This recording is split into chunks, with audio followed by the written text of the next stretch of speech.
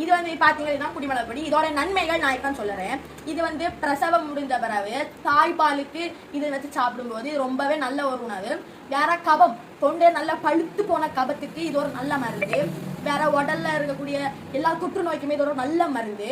அது மட்டும் இல்லாம இதை வந்து மீன் குழம்புல வச்சு சாப்பிடலாம், இல்லாட்டினா தண்ணியில வெந்நீர்ல போட்டு குடிக்கலாம். இது வந்து எல்லா நோய்க்குமே ஒரு நல்ல மருந்தா இருக்கும். வந்து இந்த பொடியை வச்சு நாங்க மீன் குழம்பு செய்ய போறோம். இந்த மீனோட பேரு முட்டி மீன். அளவுக்கு பூண்டு, தேங்காய், 1 டீஸ்பூன் ஜீரகம், 1 டீஸ்பூன் நல்ல மிளகு, 3 ஸ்பூன் குடிமிளகு பொடி,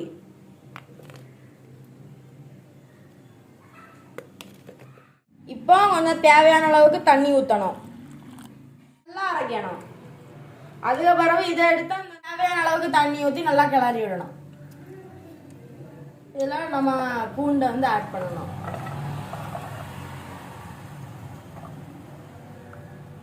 தேவையான அளவுக்கு கல்லுப்பு சேர்க்கணும்.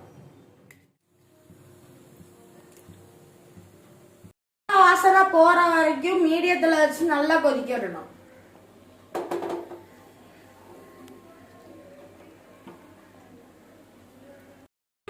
மீன் குழம்பு ரெடி. எல்லா பல்சரக்கு கடையிலுமே கிடைக்கும். இந்த பொடியை நீங்க கடையில இருந்து வாங்கி வீட்டுல சமைச்சு சாப்பிட்டு பாருங்க. பிடிச்சிருந்தா கமெண்ட் பாக்ஸ்ல கமெண்ட் பண்ணி இந்த வீடியோக்கு லைக் போடுங்க. பாய்.